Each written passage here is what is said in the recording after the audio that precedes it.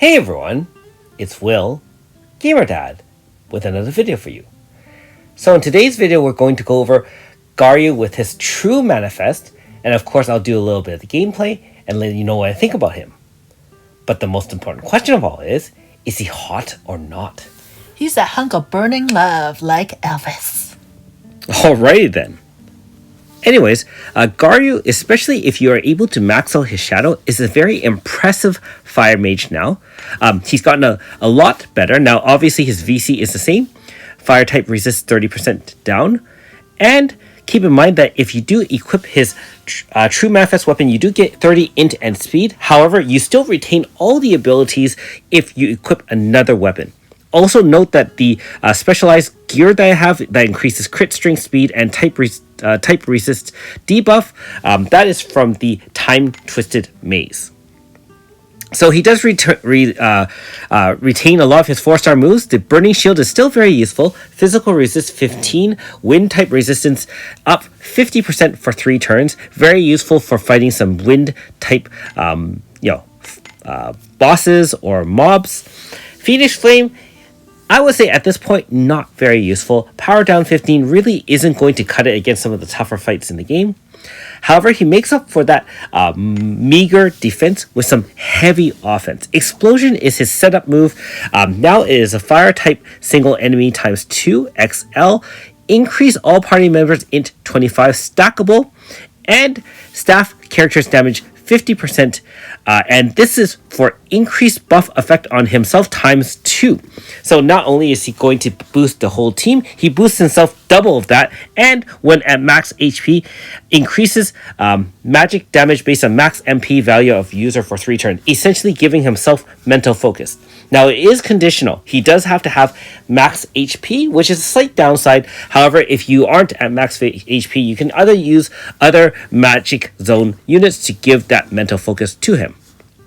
And finally, the Infernal is his main DPS. It is a preemptive fire AoE, XL, and inflicts stun and restores user HP depending on the amount of damage it does. When at max HP, it increases damage, attack count, and heal as well. So he normally hits with 1. If he's at full HP, it hits 3 times. And like I said, the damage is quite a bit higher as well, which we'll see very, very shortly. Now you can see his 5-stroke board. Note that I do have the MP consumption Grasta Ore on, making him his moves a lot more costly. And unfortunately, he only has the staff attribute, so not very much in the way of sharing Grasta. And you can see that obviously at 255 light, not only do you shadow, you not only get additional bonus stats, you also have 4 Grasta slots and an extra badge slot as well. And remember to have AS Gariyu for those who are newer to the game in order to give him that boost. Alright, so let's take him off for a spin. If you haven't already, make sure you like and subscribe to my channel. I really appreciate it. I also do have a Patreon account for those who want to support me this way. So obviously now that he has a preemptive, he can clear mobs with ease. There are many ways to either reduce his MP consumption, or obviously if you pair it with things like Ultra Tuva that can give 0 MP consumption for the first turn, or other things like that, he's going to be able to last very, very long in dungeons. Now in terms of a setup, normally you would cast Explosion first and then Infernal, but remember that most of the time, if he's going solo, he's going to take a hit which reduces his damage significantly. You really want to keep him at max HP at any cost. Anyways, in our first example, we've seen how solo Eva can clear some of the true spirits, and in this case, nowadays, with his true manifest, solo Gariyu OG can clear this true spirits trial, which is pretty ridiculous, being that before I had a tough time with 6 characters, and now we only need him. Of course, he does have some of the newest upgraded weapons and gear and Grasta. He also has a prismatic rod to give that crit chance increase since he doesn't have a crit setter, and his moves aren't guaranteed critical. So keep that in mind. His moves are not guaranteed critical, but if you equip things like Void or Prismatic or whatnot, it should give you a great chance of getting crit. And obviously you can augment that with other units like magic zone setters that can guarantee crit, like Horai Jewel for AS Chio to pair up with him in a magic zone team. I will say, as I was experimenting with him, I was really impressed with the fact that he could do that much damage. Obviously took some experimentation, but it was fun to have a solo clear with him. Now, just like I mentioned AS Chio, we are now going to demonstrate just him and her, a duel versus the Milosia in the 3-stage combat. I will say that in this experiment, I didn't have to AF, being that you're going to take one hit and you're not going to die anyways. You could just set up with Explosion first. Remember that you really want to give that staff damage and int boost to himself and everyone else, although in this case, he's mainly the DPS. AS Chio is really just there to apply pain and poison and give you mental focus. Keep in mind that he already had mental focus anyways, and note that the enemy didn't even get a chance to act.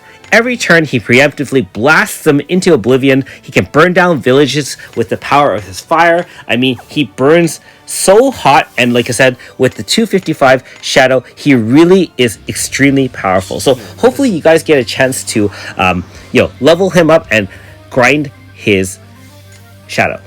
In our next example, we're going to fight something, obviously an older, optional boss at this point that is weak to fire, and we can now make use of something like a zone setting using grass style. We can also use things like RCF to obviously lock another awakened zone, and we have Nokoko switching to any element, which is really great. This is just a quick example. Obviously, this fight really isn't of any challenge to speak of. I would argue that the solo clear with Gariyu against the True Spirit Fire was a little bit more interesting. But that being said, I mean, just to show you how quickly he can dispose of any enemies weak to fire, we'll have a couple more interesting examples in the future examples. So just check it out. But of course, pretty standard setup. In this case, we have Rosetta carrying the Grasta, setting Fire Zone. And remember that because he will have mental focus, you can definitely make use of the Sound Body Grasta.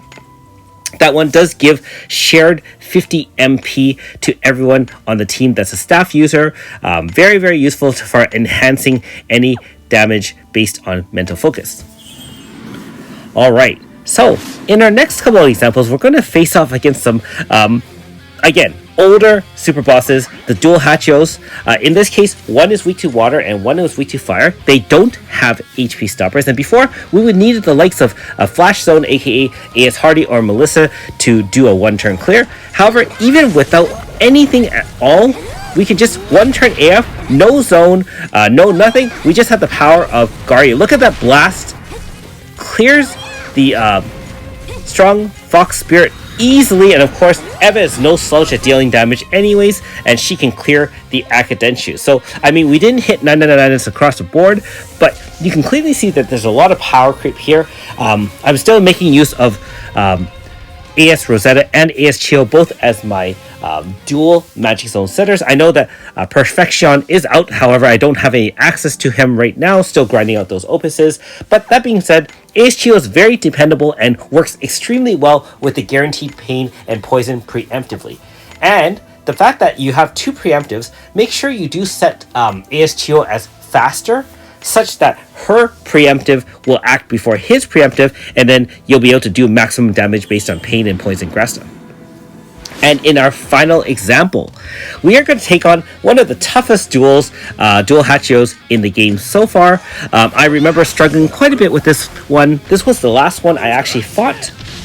But that being said, we have no trouble with the likes of RCF, AS Chio, our super muscly tank, Pry, as well as Gariyu. So we turn one, tank those MP drain onto Pry, and we already set up with Explosion to give him extra staff damage and int bonus.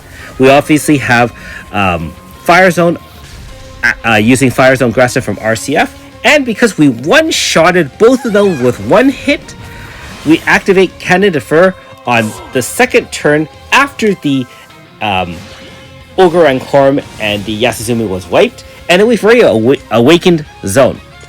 All we have to do at this point is to preemptively act again, and the Tanuki is blasted into oblivion. Look at that, just one shot. So this was a 3-turn kill, no AF. I mean, it's not a 1-turn kill, I guess, but that really shows the power of a Gariyu. And of course, for those who are wondering, a 255 Gariyu in general is about double the power of something that is a 16 shadow, for example, because of the fact that they have the extra Grasta, the extra badge slot, and note that I am using the int up 50 at the cost of half the HP.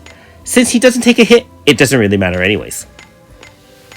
Alright, so in conclusion, Gariyu is, with his true manifest, is going to be a mainstay of Magic Zone teams for for a long time. He'll pair extremely well with any Magic Zone team that requires fire DPS, and especially with the likes of Perfection, who is also a fire mage in his own right. Anyways, hopefully you guys are able to beat that true manifest, and hope you liked the video. Thanks for watching. We'll see you next time.